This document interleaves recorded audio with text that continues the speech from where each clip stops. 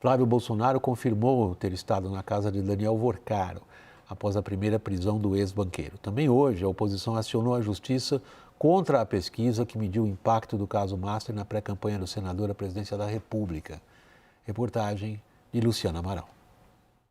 Pela manhã, na sede do PL, Flávio Bolsonaro contou a aliados que visitou Daniel Vorcaro em São Paulo depois que o ex-banqueiro já havia sido preso pela primeira vez por conta dos desvios do Banco Master e usava a tornozeleira eletrônica. A notícia pegou os correligionários do PL de surpresa diante dos questionamentos anteriores a Flávio se haveria mais alguma revelação de interesse. Eu fui sim ao encontro dele para botar um ponto final nessa história. É dizer que se ele tivesse me avisado que a situação era grave como essa, eu já teria ido atrás de outro investidor há muito mais tempo e o filme não correria risco. Então foi uma grande dificuldade nesse momento arrumar outros investidores que pudessem concluir esse filme.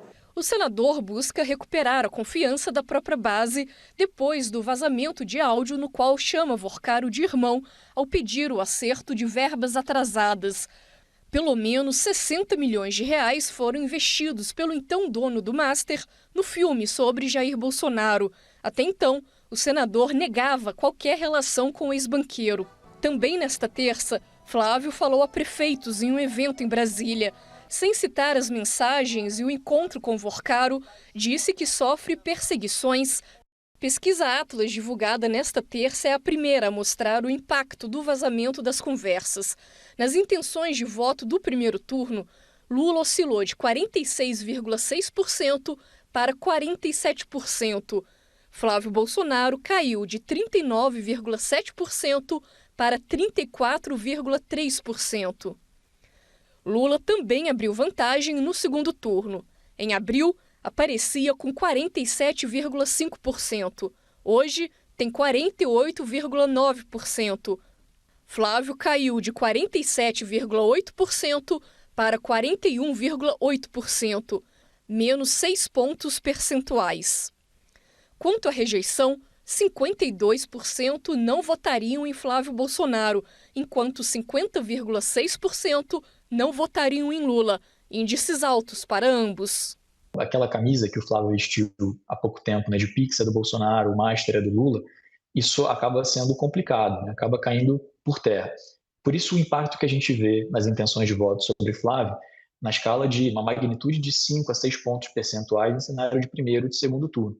O PL, partido de Flávio, pediu a suspensão da pesquisa ao Tribunal Superior Eleitoral.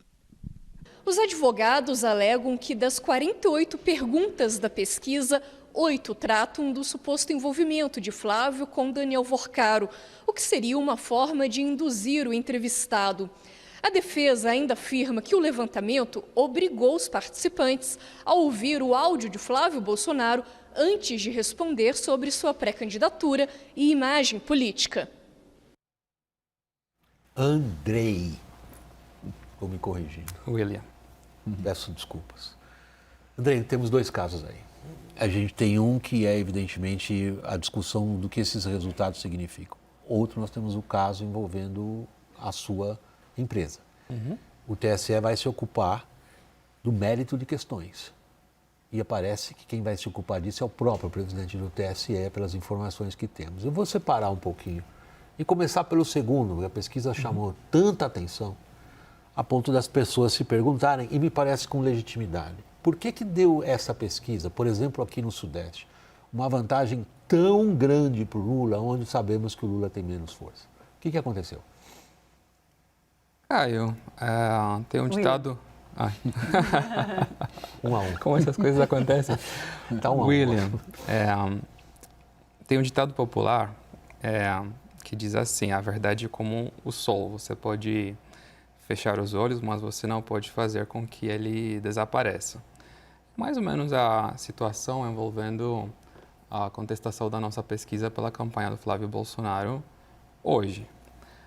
Inicialmente, ouvimos do Flávio Bolsonaro que esse áudio que enviou para o Vorcaro não tinha absolutamente nada de errado, que se tratava de um pedido legítimo de apoio financeiro para um filme em memória do pai dele.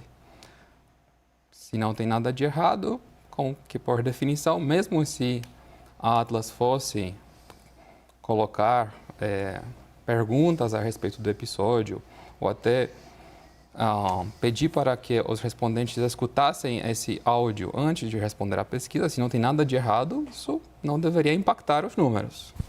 Sendo que a verdade é que o áudio é muito problemático para a imagem do Flávio Bolsonaro, para a viabilidade dele neste ciclo eleitoral e para a permanência dele na corrida.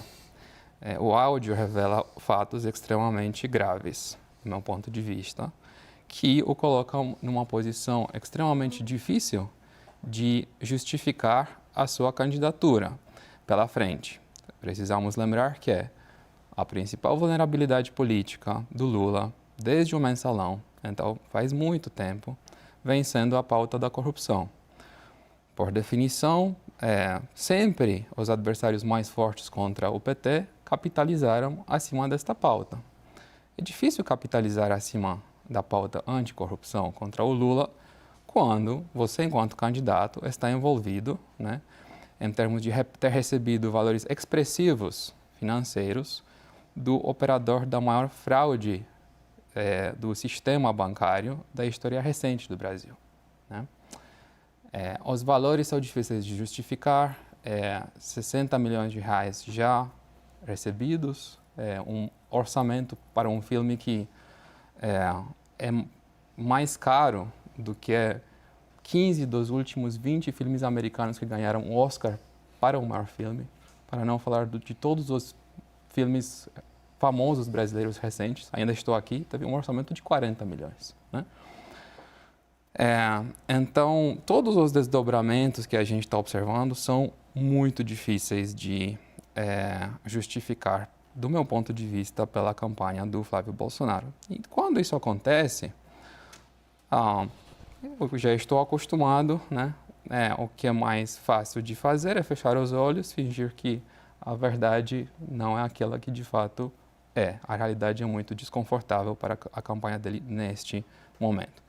Queria esclarecer que a pesquisa Atlas não perguntou sobre o áudio, ou não fez perguntas, nenhuma pergunta de questionário, de cenário eleitoral, aprovação do governo, ou até sobre esse episódio. Essas perguntas não foram formuladas depois de fazer um teste com o áudio. A gente coletou o questionário da pesquisa, como a gente sempre faria, e depois fizemos um redirecionamento para que os respondentes pudessem avaliar em tempo real, segundo por segundo, a fala do Flávio Bolsonaro depois que o questionário principal da pesquisa foi coletado. Fizemos isso para tentar entender a intensidade da aprovação ou da rejeição dentro dos diversos segmentos demográficos e entender também como os seus próprios eleitores reagiram. E dentro disso, a gente observou algo que de fato é algo positivo para o Flávio Bolsonaro. O único segmento que, na margem, aprovou, não posso dizer que foi uma intensidade de aprovação muito alta, mas ficou neutro para positiva. A reação foi o eleitorado bolsonarista. Deixa eu pegar os dois pontos que você está abordando, um de cada vez. No começo da sua resposta, você está fazendo uma análise política dos resultados É um pouco importante para... O que eu acho que tem uma importância grande estar discutindo aqui como a sua empresa trabalha é o significado jurídico daqui para frente para as eleições. Claro. Se o TSE, chamado pela campanha do Flávio, vai agora analisar o mérito de perguntas de pesquisas de opinião, é possível que a gente tenha uma situação na qual pesquisas de opinião terão que pensar 30 vezes antes de fazer perguntas. Eu dou um exemplo da sua.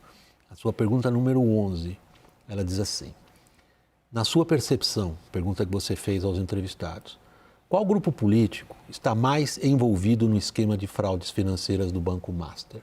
Você fez essa pergunta. Claro. O que argumentam os advogados que estão agora representando contra você? Eles argumentam que essa pergunta tem um pressuposto afirmado. E, de fato, mesmo para jornalistas treinados, tem uma pegadinha aí. Qual grupo político está mais envolvido? No pressuposto da sua pergunta, você assume que os dois grupos políticos estão envolvidos. Tudo bem, você está dizendo que os dois estão envolvidos. pegadinha é, se você tira o mais dessa pergunta, você não tem um pressuposto de que está envolvido. Mantido mais, como está ali na pergunta, eu espero que a audiência tenha acompanhado a gente. Parece uma pegadinha boba, do ponto de vista jurídico é grave, porque ali eles tentam provar que a sua intenção, André, não era fazer uma pesquisa para averiguar a intenção de voto das pessoas, mas para levá-las a uma determinada resposta. Como é que você responde? E a gente já pensa 30 vezes antes de fazer qualquer redação de um questionário desta importância. E provavelmente a gente pensou também 30 vezes na redação desta pergunta. Quando a gente pergunta sobre qual grupo político está mais envolvido nesta avaliação, né, dos desdobramentos da fraude do caso Master, a gente parte de alguns pressupostos fáticos. Quais são? O Vorcaro tinha relações políticas com membros do entorno do ex-presidente Bolsonaro, como também mantinha relações políticas incontestáveis com alguns membros do entorno do atual presidente Lula. Esses não são... não falei nada que a gente poderia, a partir de uma análise objetiva dos fatos já revelados, né, que alguém poderia, do meu ponto de vista, discordar. Né? A tua cabeça e a nossa é diferente da cabeça do advogado. Tudo bem, mas a cabeça do advogado também precisa estar, no final das contas, arguindo sobre fatos e a realidade e a verdade objetiva. Bom, deixa eu passar para os meus colegas que eu estou monopolizando aqui. Como a gente tem elementos desconfortáveis para os dois lados, estamos já num campo da comparação. E neste campo da comparação, temos dois candidatos. Um deles pediu e recebeu, em nome de um projeto cultural, uma quantia expressiva de recursos.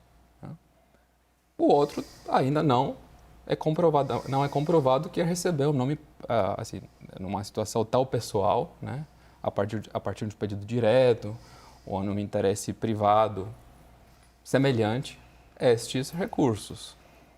Isso também não precisa ser o CEO da Atlas que precisa fazer essa avaliação, por isso que a gente redigiu uma pergunta a respeito e a gente está principalmente se atentando às respostas dos respondentes sobre isso. Eu tenho uma pergunta da política mesmo. Essa perda de 6 pontos, você acha que ela é uma tendência de queda ou ela para por aí? Eu acho que existe um curto, médio e longo prazo. Acho que no curto prazo talvez poderia se estabilizar, né?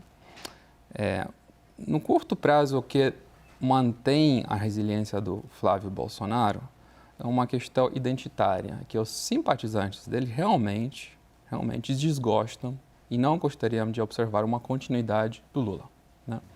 Então não importa muito a personalidade, o caráter do Flávio Bolsonaro, quão inspirador, quão honesto ele é, desde que tenha uma possibilidade de se opor ao projeto lulista com a melhor, mais forte opção que eles têm. Por enquanto, ele continua sendo essa opção percebida como mais forte que os outros. Agora, pode ser aos poucos que as pessoas cheguem à conclusão de que ele, de fato, não tem que convencer no segundo turno da eleição, simplesmente porque os fatos revelados são demasiadamente graves.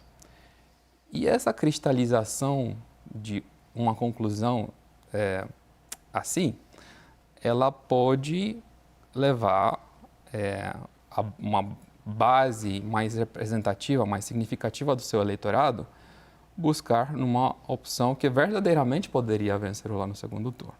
Se essa opção não existe, então eles não têm muito incentivo para desertar, porque que eu iria de um candidato que é fraco para um que seja ainda pior. Você tem um número para o teu verbo? Mas, pode? Se for um candidato que consegue convencer de que, olhem para mim, eu de fato teria uma chance melhor de derrotar o Lula do que o Flávio, que todos sabemos os problemas que ele tem.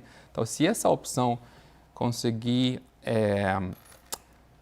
realmente credibilidade em termos desse projeto político, aí eu acho que a gente poderá observar uma sangria muito maior. Mas depende um pouco do contexto. Qual é o número que você põe para o teu verbo pode? Quando você diz pode acontecer isso, pode acontecer aquilo, me dá uma probabilidade. Quanto que teria que ter esse candidato alternativo? Sim. Acho que, por exemplo, você tendo um Joaquim Barbosa aparecendo, despontando como uma grande revelação, né? E chegando a 10%, ou Renan Santos, por exemplo, chegando em 10%, um candidato jovem que faz uma forte campanha a partir de redes sociais, ou até o Romeu Zema ou o Ronaldo Caiado, com uma envergura muito maior do que eles têm hoje, acho que 10 de fato é um número mágico. Agora, Perdão, Thaís e o Daniel, por minha culpa, desculpem meus colegas, até agora não falaram. Quer ir você, Thaís? A gente tem um intervalo e depois a gente volta. Eu quero perguntar exatamente... Daniel, desculpa. Do Renan Santos, que foi a surpresa de hoje, mas ainda assim ele cresce muito a partir do ponto de partida dele, mas com a tua experiência de leitura, qual é o tipo de virada que esses candidatos realmente podem ter, olhando para um quadro realista, mesmo imaginando na desidratação do Flávio Bolsonaro? A desidratação do Flávio Bolsonaro vai acontecer sem ter uma contrapartida de uma transferência de voto, porque essa possibilidade de transferência de votos a gente não conseguiu identificar nas pesquisas entre os candidatos de direita. A proposta do Renan Santos ela é muito diferente, também em termos de estratégia política, do Ronaldo Caiado e do Zema, eu entendo. No caso do Caiado e do Zema, é mais um jogo de espera, apostando nos erros e numa crise de imagem do Flávio Bolsonaro, eles precisam se apresentar como as opções mais palatáveis.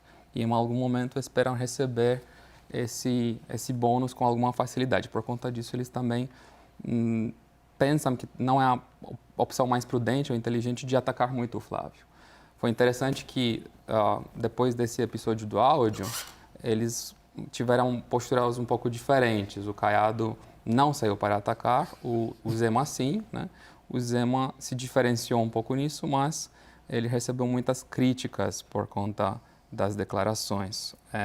No caso do Renan, ele tem uma estratégia mais orgânica. Ele está sempre fidelizando o seu público. E ele achou um nicho, né? Ele achou um eleitor de classe média baixa, eu diria, jovem, principalmente homens, né? E, no segmento até 24 anos, ele tem um engajamento muito expressivo, muito impressionante desse segmento. Acho que o problema do Renan é a barreira geracional. Acima dos 30 anos, ele é visto como um candidato demasiadamente jovem, inexperiente, e então não é visto como uma proposta séria para um eleitorado mais velho, conservador. Mas, na medida em que essas opções atraentes, né, para uma oposição mais ágil, mais viva, né, mais fresca em relação ao Lula, não se articulam, pode ser que aos poucos ele consiga quebrar um pouco essa barreira da idade.